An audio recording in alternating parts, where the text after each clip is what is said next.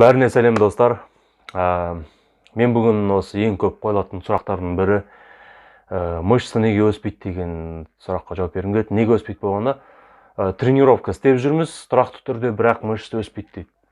Бұл сұрақ негізінен көбінесе уже біраз уақыт тренировка істеп жүрген адамдардан қойылады, өйткені ең басында мышцы өсе береді. Істеп жүрген адамдар болса, помню, 1 ай, 2 ай, 3 ай, может, тренировка, 4 ай, 5 ай әркімді қалай өсе береді, потому что олардың объем тренировкасы. Главный секрет — объем тренировка. Потому что енді келіп жүрген адамдар, например, бірінші рет келді, пустой гриф, жай. Вес түкте салмай, пустой гриф, өз 20 килограмм. Сонымен жымайды етеді. Оларда тез прогресс болады. Келесі жол 5 килограммнан қосады, одан тағы 2,5 килограмм. Объем тренировкалары естественно түрде өсе береді. Өйткені олардың мышцалары жұмсақ, әлі есть куда расти, как скажем. Соны өсе береді, потом 1 ай, 4 ай, 5 ай может өседі, жарты жылға дейін өсуі мүмкін. Одан кейін мышцы өсуін тоқтатады, өйткені мышцы уже керек жеріне дейін өсті,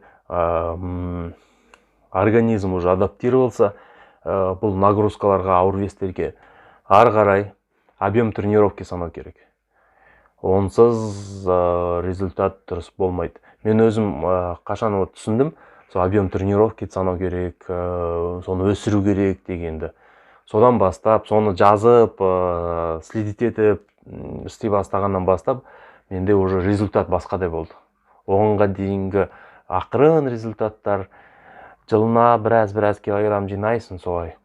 Одан кейін тренировканы объем түсініп, соның бәрін жазып, следить етіп, істегеннен бастап, менде результат совсем басқадай.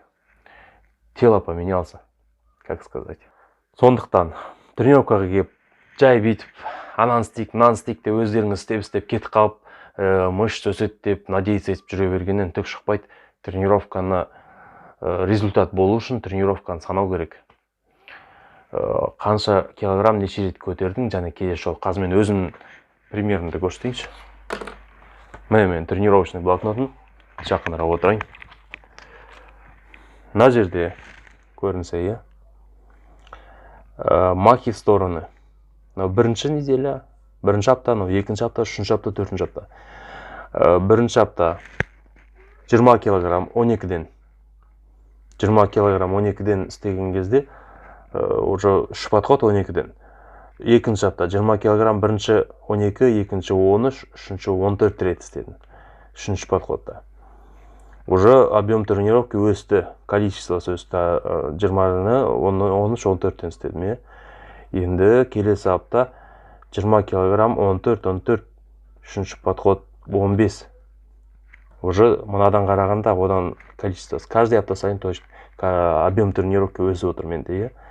Одан кейін келесі апта, осы міне 17 күн істедім. 17 реттен. 20 килограмм, то же самое, 17 реттен. Енді мен ойлап отырмын, 20-ға дейін өсірем бәрін. Потом 25 килограмм алам деп ойлап отырмын. План сондай. 25 килограмм алам. Қайтадан 12 рет, немесе қанша получится көрем. Немесе 14-15 ретке дейін істейм. Одан оны да көбейте бересің. Сөйтіп, бұнда енді объем тренировки деген вообще не? Объем тренировки 20, например, бұл вес. Количество 12, 20-ны көбейтемін 12-ке. Весті көбейтемін неше рет істедіңіз, сол количествоға. Оны неше подходқа істедім, мен 3 подходқа істедім. 3 подход істедім. Сонымен бір количество шығады, определенный сан шығады. Сол объем тренировки общий шыққан. Вес көбейтемін количество, көбейтемін подходқа. Неше подход. Сонда цифр шығады, сол объем тренировки. Сол объем тренировкиді өсіру керек. Ол объем тренировкиді өсіруге, например, болады 20 килограммды, например, 10 килограмм алуға 40 реттен істеп өсіруге. Бірақ ол мышцы өсіруге келмейді. Жатпайды мышцы өсіруге. Мышцы өсіру үшін біздің целіміз рабочий вес дейді ғой. Рабочий вес салмақты, жұмыс істейтін салмақты өсіру керекпіз. Сол үшін біз объем тренировки санаймыз. Например, 20 килограмм менің целім мынаның бәрін өсіргендегі, чтобы келесі жолы 1 айдан кейін 2 айдан 25 килограмм алып, дәл осындай количество істей алатындай. 14-ке, например, 12-ке істей алатындай 25 килограмммен. Соңға дейін жеткізу үшін осылай ақырын өшіреміз. 20 килограммнан осы рабочий вестан аз болмау керек. Артқа қарай салмақты түсірмейміз. Количествоны түсіруге болады. Например, 25 килограмм алсақ, біз өз количествоны түсіреміз. Подходты азайтуға болады. Но жұмыс істейтін салмақты азайтпаймыз. Бұл самое главное. Біздің целіміз жұмыс істейтін салмақты көбейту. Осылай бір апта, 2 апта, бір айдікі.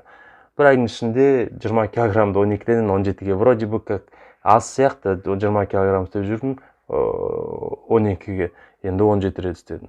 Бірақ осылай асықпай қозғалу арқылы, өйткені істеп сауға болушы еді, мына жерде 20 килограммды, например, 17 емес 20 ретке. До отказа дейді ғой, до отказа айғайлап отырып, жеткізуге қиналып отырып. Бірақ олай істегенде сіз мышцаны көп разрушаете.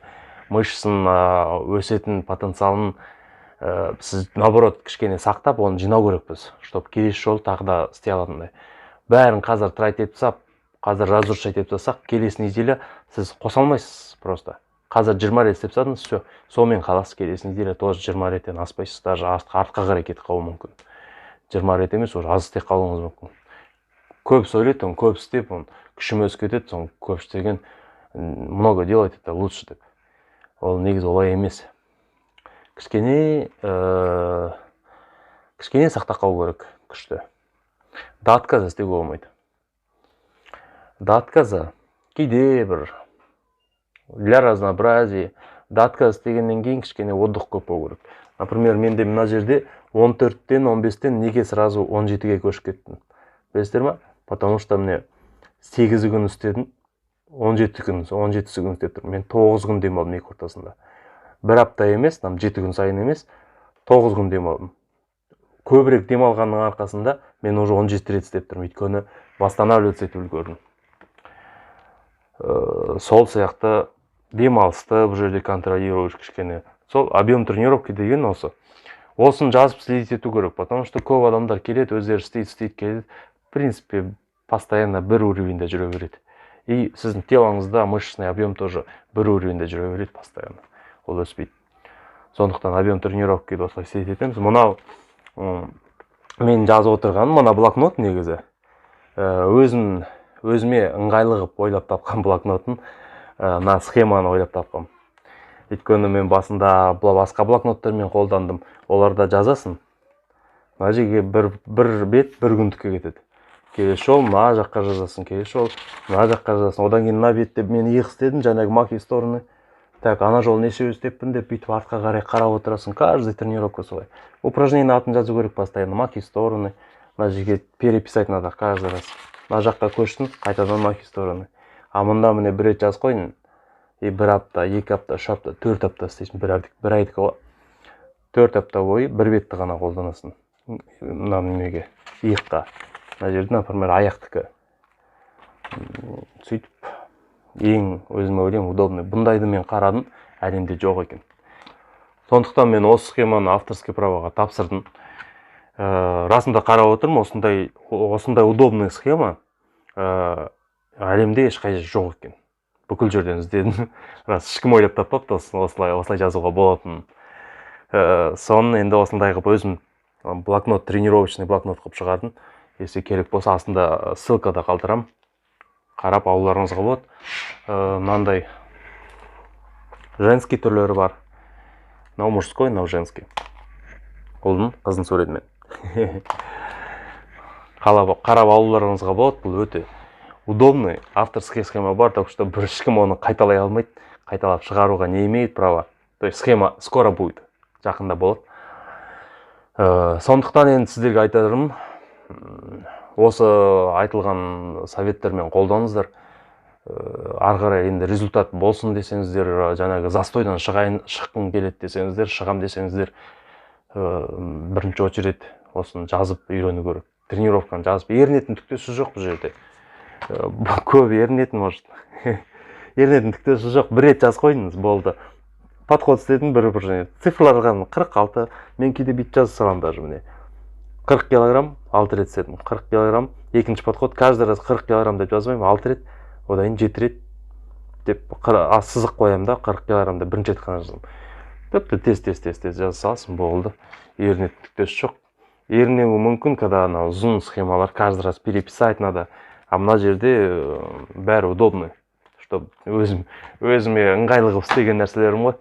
Сондықтан өзіңіздің тренировкаңызды жазып, неме объемдарын слить етіп өсіріңіздер. Если тағы сұрақтарыңыз болатын болса, бұл туралы сұрақтарды комментария қоюларыңызға болады. Сол. Удачи.